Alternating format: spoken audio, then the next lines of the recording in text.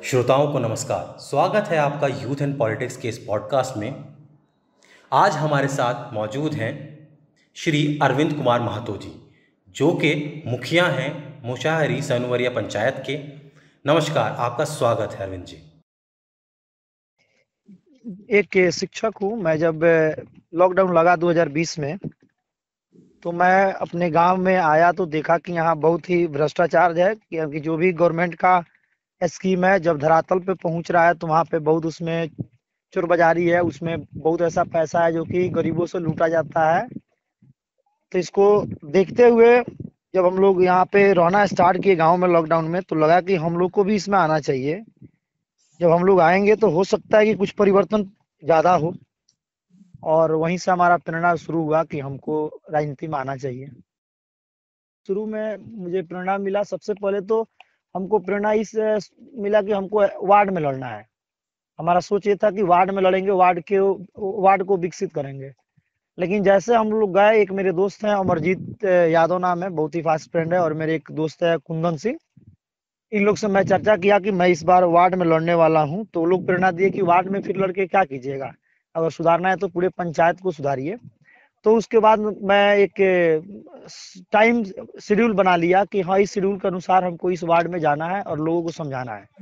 जब मैं लोगों से को ये बात अपना कहने लगा कि मैं इलेक्शन में आ रहा हूँ, मुखिया के इलेक्शन में लड़ूंगा, तो बहुत लोग हंस भी रहे थे कि अभी तुम्हारा उम्र नहीं है, 25-26 वर्ष एज हुआ, तुम इलेक्शन में लड़ोगे, तुमको कौन सपोर्ट करेगा। बहुत ऐसे लोग थे कि जो सपोर्ट कर रहे थे कि नहीं, यंग लोग को आना चाहिए, ये आप लोग के जैसे लोग अगर आएगा तो फिर हो सकता है कि पंचायत में कुछ विकास हो, कुछ युवा में एक जोश जुनून दिखा। तो हम सोचे चलिए आदमी लड़ लेता है। बहुत जगह निराशा भी मिलता था कि आप लड़िएगा, आपको कुछ हासिल नहीं होगा।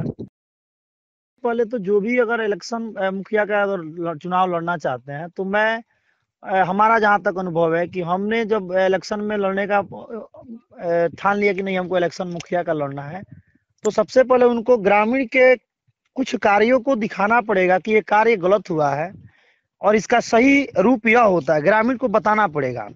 जब तक ग्रामीण को नहीं बताइएगा, लोग को नहीं बताइएगा, तो फिर पुराने में और नए में अंतर नहीं दिखाइएगा, तब तक आपको लोग सेलेक्ट नहीं करेगा।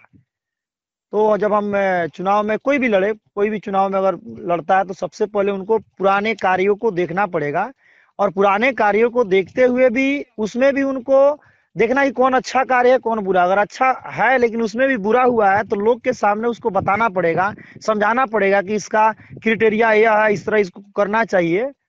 तो जाके लोग जागरूक होंगे और आपको सेलेक्ट करेंगे। लेकिन पुराने कार्य में हम लोग सबसे बड़ा चीज है, जो भी नेता लोग जो भी पहले से जीत रहे थे, सरपंच या मुखिया, वो लोग का एक ही सोच है कि गरीब को चावल देना है, दाल देना है, तो उसको लॉकडाउन में खिलाना है, मतलब उसको क्या बोलते हैं, लोभ देना है। लेकिन हम जब वहां पे इलेक्शन में खड़े हुए, तो हमारा एक ही सोच था कि हमारे पंचायत में सबसे पहले शिक्षा सुधरे, और शिक्षा सुधरेगा तो हमको लगता है कि दुनिया में एक ऐसा एक संपत्ति है जो अगर आपके पास हो, तो हमको नहीं लगता है कि किसी चीज की और आवश्यकता पड़ेगी। तो हमारा मेन मकसद था कि शिक्षा में सुधार, अभी उसी पर हम लोग कार्य भी कर रहे हैं।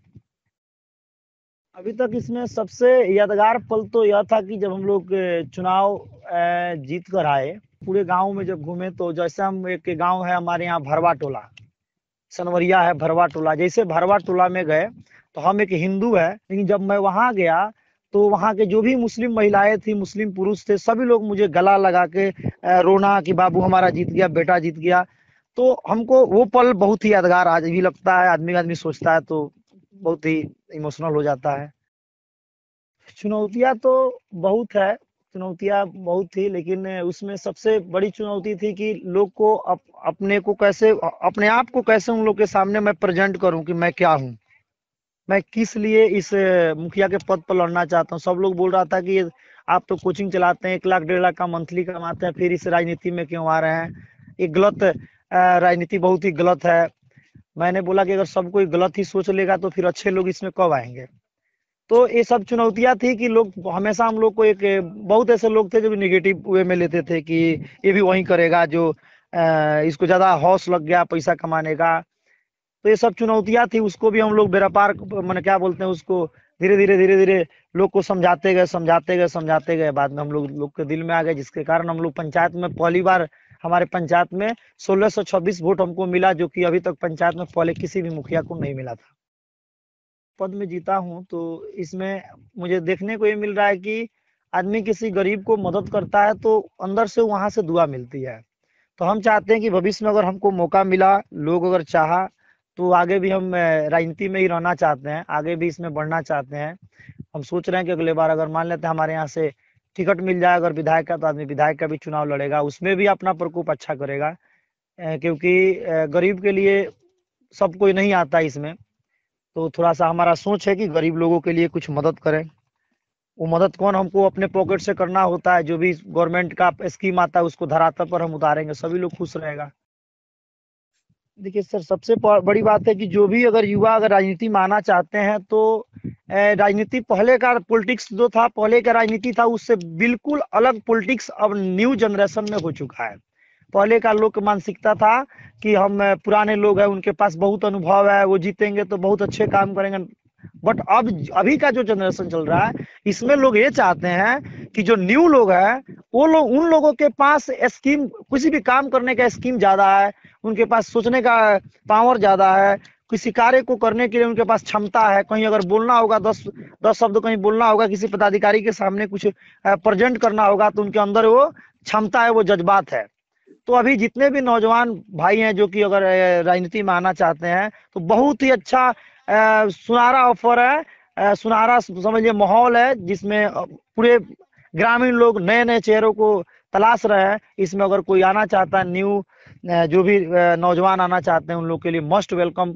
ग्रामीण लोग लगा कर बैठे हुए हैं कि नहीं, जो नौजवान आएगा उसी को हम लोग सेलेक्ट करके हम लोग उसके पद पर बैठाएंगे और उससे हम लोग कार्य को करेंगे। चैनल वाला तो है जो कि कम से कम युवा को भी पहचान रहा है, युवा को भी एक मंच दे रहा है बोलने के लिए। तो आपके चैनल को मैं बहुत ही दिल से धन्यवाद देना चाहता हूं कि युवा के लिए इतना कार्य आप लोग कर रहे हैं। इसके लिए बहुत बहुत धन्यवाद आपको, आपके चैनल को और आपके पूरे कमेटी को।